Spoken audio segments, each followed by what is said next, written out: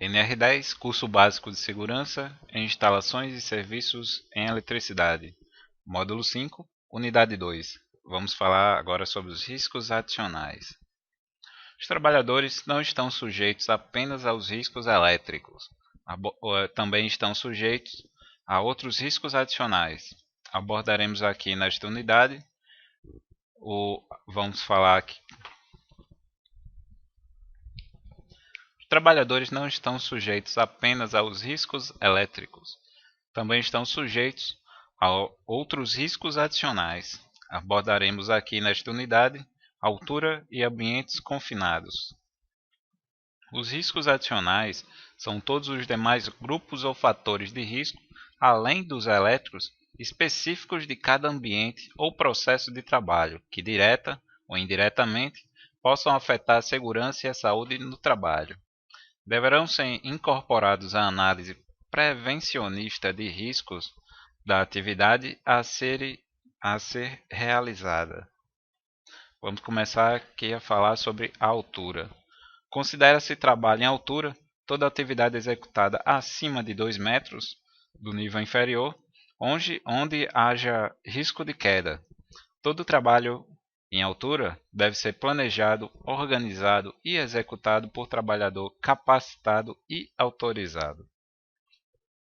Então, para que o trabalhador faça o seu trabalho em altura, é necessário que ele realize uma capacitação. Depois dessa capacitação, ele deverá ser autorizado pela empresa. Considera-se trabalhador autorizado para trabalho em altura aquele capacitado cujo estado de saúde foi avaliado, tendo sido considerado apto a executar essa atividade e que possua anuência formal da empresa. Então, note bem, anuência formal da empresa.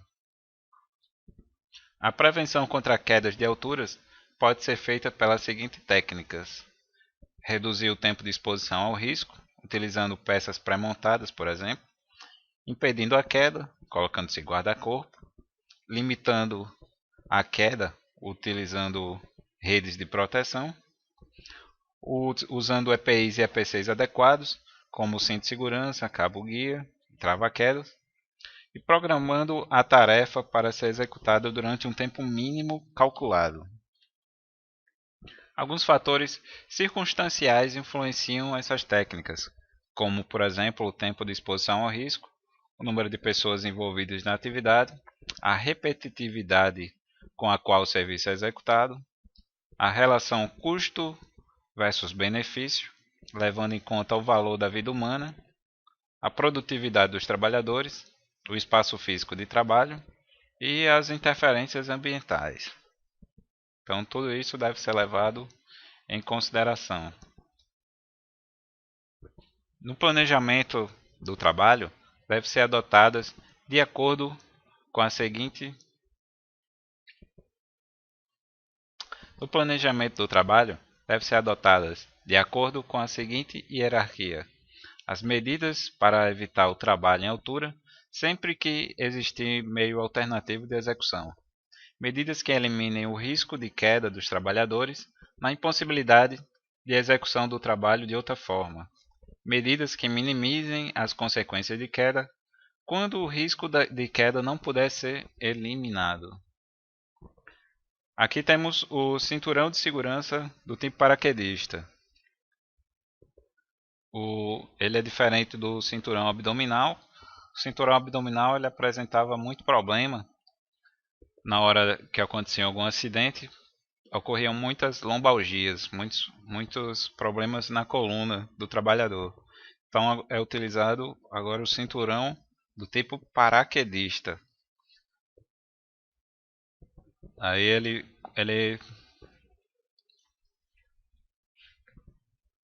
hoje eu estou só errando, viu? Lá vai. Aqui temos o mosquetão, trava-queda, talabarte, algumas peças que compõem o cinturão do tipo paraquedista. E uma coisa muito importante: o arremesso de peças, ferramentas e equipamentos deve ser evitado com a utilização de uma bolsa especial. Aqui na imagem, por exemplo, aqui temos uma bolsa especial, utilizado justamente para evitar o arremesso de ferramentas. Com relação aos andaimes, os andaimes devem ser dimensionados e construídos de modo a suportar com segurança as cargas de trabalho a que estarão sujeitos.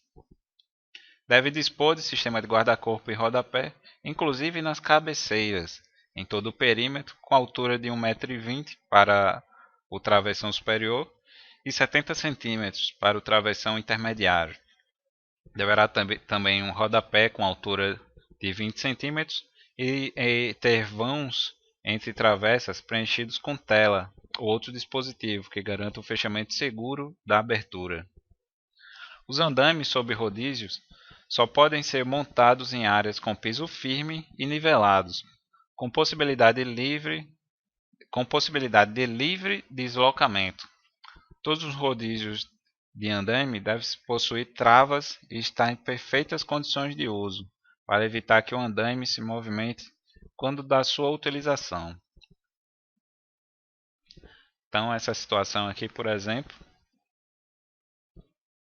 está completamente errada. Essa outra aqui situação também errada. Aqui temos um vídeo falando sobre andaimes. Aqui vai entrar o vídeo sobre o andaime. Aí pode colocar ele em tela cheia. E as escadas? Vamos falar agora da escada simples, a singela. É aquela constituída por dois montantes interligados por degraus. Então, aqui o exemplo, uma escada simples. E a escada de abrir? É aquela formada por duas escadas simples ligadas entre si pela parte superior por meio de dobradiças resistentes. Aqui é um exemplo, a escada de abrir. E a escada de extensão ou prolongável? É aquela constituída por duas escadas simples que se deslizam verticalmente uma sobre a outra, por meio de um conjunto formado por polia, corda, trava e guias. Aqui é o exemplo, uma escada de extensão ou prolongável. As escadas portáteis, as de mão, devem ter uso restrito para acesso a local de nível diferente e para execução de serviços de pequeno porte, e que não exceda a capacidade máxima suportada pela mesma. Para serviços prolongados, recomenda-se a instalação de andaimes. Aqui é um exemplo de uma escada portátil. Serviços que requeiram a utilização simultânea das mãos somente podem ser realizados com escada de abrir, com degrau largo ou utilização de talabarte envolto em estrutura rígida. Não utilize escada com pés ou degraus quebrados, soltos, podres, emendados, amassados, trincados ou rachados, ou faltando parafuso ou acessório de fixação. Escada defeituosa deve ser imediatamente retirada de uso. Então, antes de utilizar a escada, o trabalhador deve fazer a verificação. Apresentando alguma dessas não conformidades, ela deve ser imediatamente retirada de uso. A escada deve ser apoiada em piso sólido, nivelado e resistente para evitar recalque ou afundamento. Não apoie em superfícies instáveis, tais como caixas, tubulações, tambores, rampas, superfícies de andames, ou ainda em locais onde haja risco de queda de objetos. Então aqui nessa imagem, por exemplo, ela está totalmente errada. Essas outras situações também, tanto à esquerda como à direita, errado. É obrigatório o uso de cinturão de segurança tipo paraquedista em trabalhos de pequeno porte acima de 2 metros de altura. O mesmo deve ser fixado em um ponto de ancoragem fora da escala. O mesmo deve ser fixado em um ponto de ancoragem fora da escada, exceto o uso de talabarte para posicionamento envolto em estrutura rígida, como por exemplo, o serviço no poste. Quando este procedimento não for possível, utilizar um andaime ou plataforma elevatória. Então, a plataforma elevatória ou a cesta aérea é confeccionada em PVC, revestida com fibra de vidro, normalmente utilizado em equipamentos elevatórios, como as gruas, tanto fixas como móveis. Neste caso, em caminhões com equipamento guinda-alto, normalmente acoplado à grua. Aqui um exemplo de uma cesta aérea acoplada em um guinda-alto.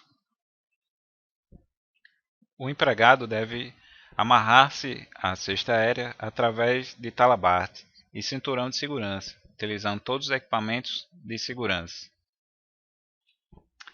E quanto aos ambientes confinados? Um ambiente confinado é qualquer área ou ambiente não projetado para ocupação humana contínua, que possua meios limitados de entrada e saída, cuja ventilação existente é insuficiente para remover contaminantes ou onde possa existir a deficiência ou enriquecimento de oxigênio. É regida pela norma regulamentadora 33 do Ministério do Trabalho e do Emprego, enquanto a técnica de trabalho está disciplinada pela ABNT-NBR 14787 de 2002. Os trabalhos em ambientes confinados requerem medidas técnicas de prevenção a saber. Então é necessário identificar, isolar e sinalizar os espaços confinados para evitar a entrada de pessoas não autorizadas. Então aqui está o exemplo do uso da sinalização, de acordo com a NR33. Deve-se também antecipar e reconhecer os riscos nos espaços confinados. Com relação aos riscos, temos os físicos, que seriam a temperatura extrema, ruído concentrado, umidade, vibrações, iluminação fraca ou defeituosa e pressões atmosféricas anormais. Os químicos, como os gases e vapores, redução de oxigênio, aumento de anidro carbônico, gás metano e nitrogênio. E os biológicos, serviços em esgotos, água ou alimentos contaminados, algas, fungos, vírus, bactérias.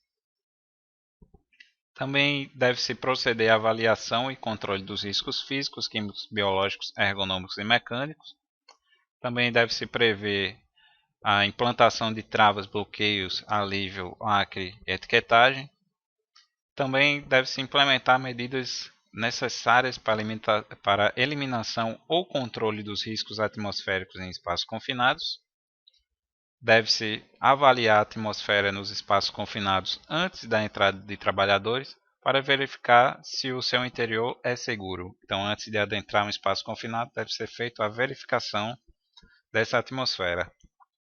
Deve-se manter condições atmosféricas aceitáveis na entrada e durante toda a realização do trabalho, monitorando, ventilando, purgando, lavando ou inertizando o espaço confinado. Deve-se também monitorar continuamente a atmosfera nos espaços confinados, nas áreas onde os trabalhadores autorizados estiverem desempenhando as suas tarefas, para verificar se as condições de acesso e permanência são seguras. Essa parte é extremamente importante. Também é proibido a ventilação.